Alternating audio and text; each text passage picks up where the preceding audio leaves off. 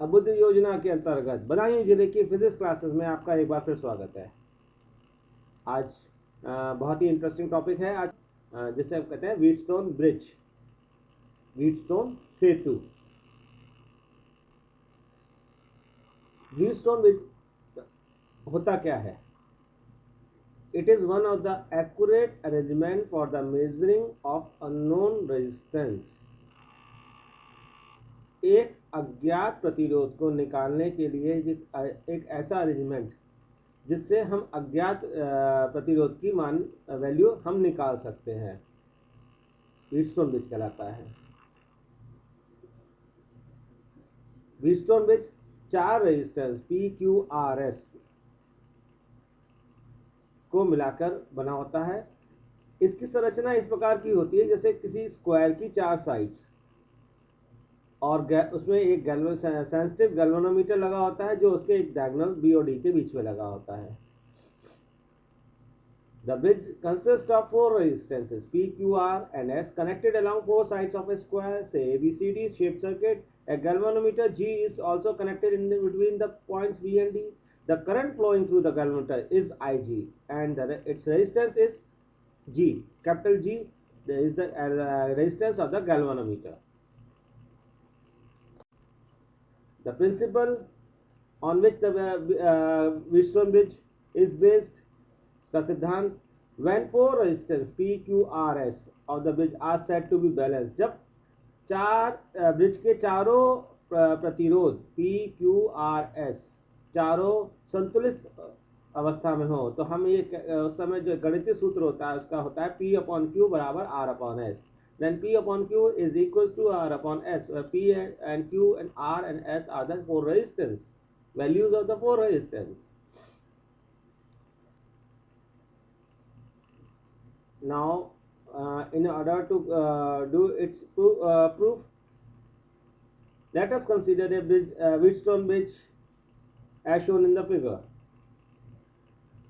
It is an arrangement, again I am repeating my words, it is an arrangement of 4 resistors which can be used to measure one of the in terms of other 3. एक की सहायता से एक का अज्ञात प्रतिरोध का मान निकालना 3 अन्य प्रतिरोधों की सहायता से। तो हम कह सकते हैं ये 4 प्रतिरोधों का एक विन्यास होता है। सर्किट डायग्राम दोबारा से बना हुआ है। P and Q are 2 adjustable resistors connected in arms AB and BC. जैसा चित्र में दिखाया गया है, P और Q 2 समायोज्य प्रतिरोध हैं जो ब्रिज की 2 अनुपाती भुजाओं AB और BC से जुड़े हुए हैं। R is adjustable known resistance. R एक समायोज्य ज्ञात प्रतिरोध है। ब्रिज की भुजा AD को ज्ञात भुजा कहते हैं।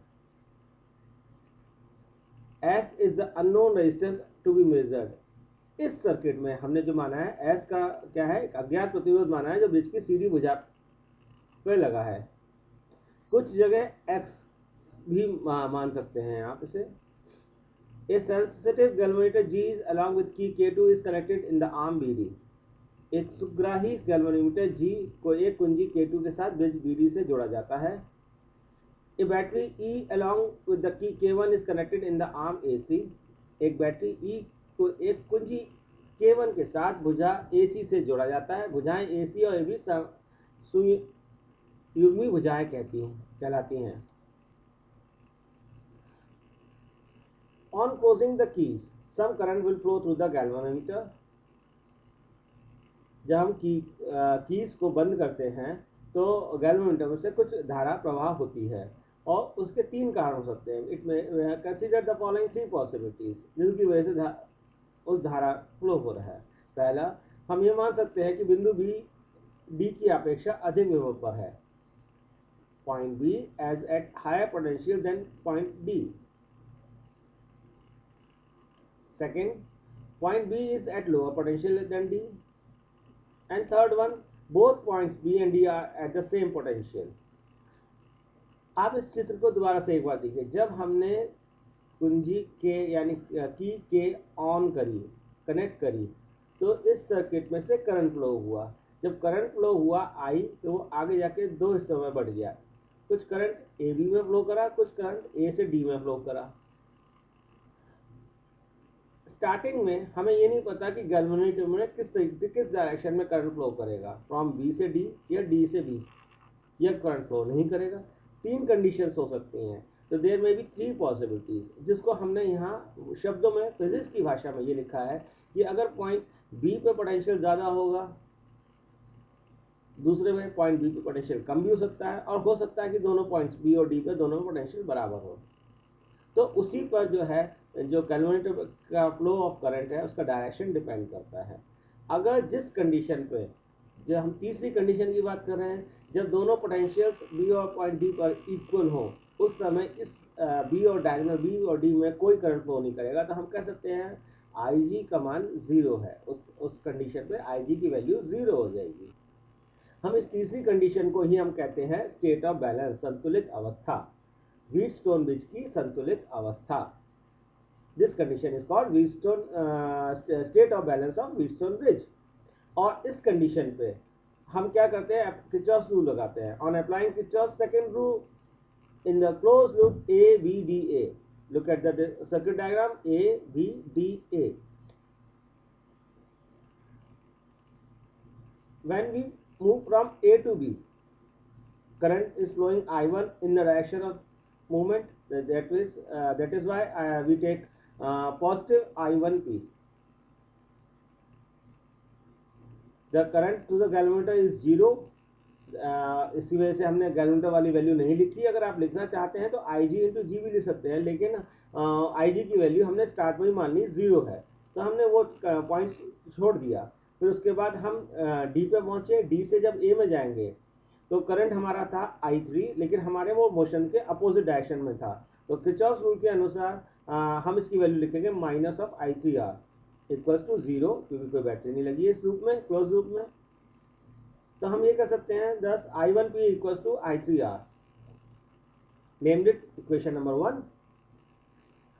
Now applying Kirchhoff's second rule again in the closed loop BCDV on second part. BCDV, जब B से C, C से D और D से B पे वापस पहुंचेंगे आप। जब B से C पे चलेंगे तो करंट आपका था I2, रेजिस्टेंस Q, तो वैल्यू आएगी प्लस ऑफ I2Q। प्लस इसलिए आएगी कि हमारा डायरेक्शन, मूवमेंट का डायरेक्शन और करंट का डायरेक्शन सेम है। C से जब D पे जाएंगे तो आपका डायरेक्शन करंट के डायरेक्शन से उल्टा है, इसलिए माइनस साइन। I4 करंट है, S रेजिस्टेंस है, तो माइनस ऑफ I4S। अगेन जब D से A पे जाएंगे तो IG के साथ में करंट IG इंटू जी, गैल्वेनोमीटर का G, लेकिन IG की वैल्यू 0 होने की वजह से वो हम वैल्यू नहीं लिखी, हमने डायरेक्ट लिखा I2Q minus I4S equals to 0, और we can say that I2Q is equals to I4S। This is equation number 2। Now dividing equation 1 by equation 2, we get I1P upon I2Q is equals to I3R upon R4S. Since I1 and I2 are same and I3 and I4 are same, therefore P upon Q is equals to R upon S. This is the condition for which Wheatstone bridge will be balanced. ये Wheatstone bridge की संतुलित स्थिति है। अब Wheatstone bridge पे एक छोटा सा न्यूमेरिकल आप देख लीजिए, उसी प्रिंसिपल पे, जब बैलेंस कंडीशन पे जब बात करते हैं। क्वेश्चन है calculate the value of R shown in figure. Diagram बना हुआ है, इसमें R रेजिस्टेंस है, R की वैल्यू निकालनी है। Then there is no current in 50 ohm resistance. 50 ohm का रेजिस्टेंस डायगोनल में कनेक्टेड है, लेकिन उसमें कोई करंट फ्लो नहीं कर रहा है। इधर R का मान ज्ञात करना है। 50 ओम के प्रतिरोध में कोई धारा प्रवाहित नहीं हो रही है, ये हमारे लिए गिवन है। सॉल्यूशन इसका करने की कोशिश करें। हम जानते हैं एट बैलेंस ब्रिज संतुलित है, क्योंकि 50 ओम रेजिस्टेंस में कोई करंट फ्लो नहीं कर रहा है। तो बैलेंस की कंडीशन हमें पता है, P upon Q equals to R upon S। यहाँ R और S की अलग अलग वैल्यूज है, हम सारी वैल्यूज पुटअप कर देते हैं। 20 upon 10 equals to 40 upon R। से R is equals to 40 into 10 divide by 20, that comes out to be 20 ohm. The answer is 20 ohm. आज के लिए इतना ही। Thank you for watching. Have a good day.